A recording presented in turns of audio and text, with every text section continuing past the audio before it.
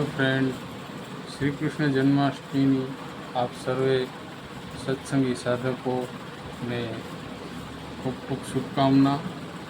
અને હું મારો સર્વપ્રથમ બ્લોગ બનાવવા જઈ રહ્યો છું.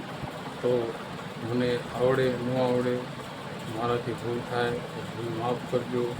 અને મારા બ્લોગને વધારેમાં વધારે શેર કરજો, જેથી મને મોટિવેશન મળે અને આગળ હું બીજા તમને ગમતા અને હેતુલક્ષી બ્લોગ બનાવી શકું. તો શ્રી કૃષ્ણના જન્મની આપ સર્વેને હાર્દિક શુભકામના.